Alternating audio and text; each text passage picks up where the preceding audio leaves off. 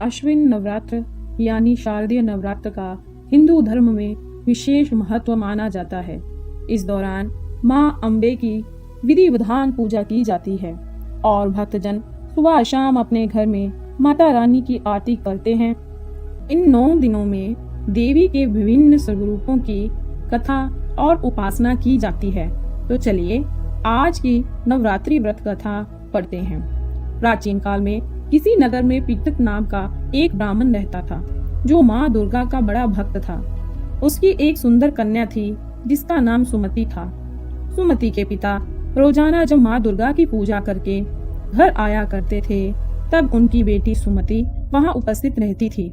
एक दिन ब्राह्मण की कन्या अपनी सहेलियों के साथ खेल में लगने के कारण पूजन में उपस्थित नहीं हुई, जिस पर उसके पिता को क्रोध आ गया और वह पुत्री से कहने लगे, अरे दुष्ट पुत्री, आज तूने माँ भगवती का पूजन नहीं किया है, इस कारण मैं तेरा विवाह किसी कुष्ठ रोगी से करूंगा, यही तेरी सजा होगी। पिता के मुख से ये बात सुनकर सुमति को बड़ा दुख हुआ। इसके बाद कन्या का विवाह एक कुष्ठी के साथ हो गया। सुमति सोचने लगी, अहो मेरा बड़ा दुर्भाग्य है जिससे मुझे ऐसा पति मिला। चिंतित मन से कन्या अपने पति के साथ वन में चली गई, जहाँ वह बड़े कष्ट में रहने लगी। देवी भगवती उस कन्या के पूर्व पुण्य के प्रभाव से उसके सामने प्रकट हुई और उन्होंने सुमति से कहा, हे दीन ब्राह्मणी, मैं तुझसे प्रसन्न हूँ, तुम जो चाहो वरदान मांग सकते हो। इस पर बालिका ने कहा कि आप कौन हैं? इस पर देवी ने कहा कि मैं आदि शक्ति भगवती हूँ और मैं ही ब्रह्म विद्या व सरस्वती हूँ। हे ब्राह्मणी, मैं तुझ पर तेरे पूर्व जन्म के पुण्य के प्रभाव से प्रसन्न हूँ। देवी भगवती ने उस कन्या को उसके पूर्व जन्म के बारे में बताते हुए कहा कि तू पूर्व जन्म में निषाद की स्त्री थी और अति पतिव्रता थी। एक दिन तेरे पति ने चोरी की, जिसके बाद तुम दोनों को सिपाहियों ने पकड़ लिया और जेल में कैद कर दिया। उन लोगों ने तुझे और तेरे पति को भोजन भी नहीं दिया। उस समय नवरात्र चल रहे थे। इस तरह में नवरात्र के दिनों में ना तो तुमने कुछ खाया और ना ही जल पिया। इस प्रकार तुम्हारा 9 दिन का व्रत हो गया। हे ब्राह्मणी, उन दिनों के व्रत के प्रभाव से ही मैं प्रसन्न होकर तुझे मनोवांछित वर देती हूँ।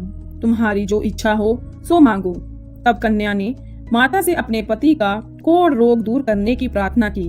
देवी ने कहा, उन दिनों तुमने जो व्रत किया था, उस व्रत का 1 दिन का पुण्य अपने पति का अर्पण कर दो, इससे तुम्हारा पति कोढ़ मुक्त हो जाएगा।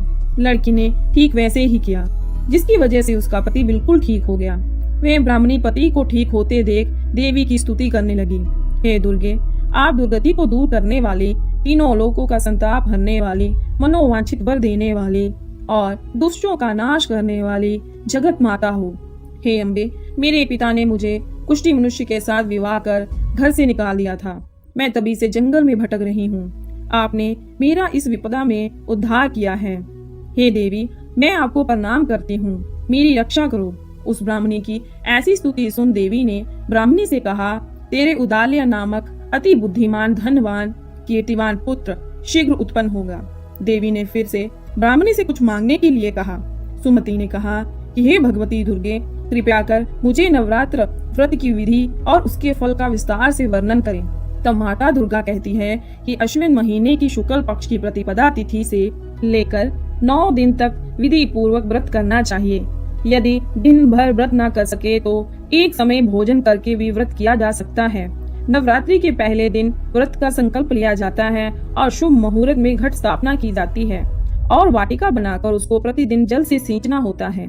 महाकाली, महालक्ष्मी और सरस्वती देवी की मूर्तियां स्थापित कर उनकी 9 दिन तक पूजा करें और पुष्पों से विधि पूर्वक अर्घ दें। फिर 9वें दिन विधि विधान हवन करें। इससे मनोवांछित वस्तु की प्राप्ति होती है।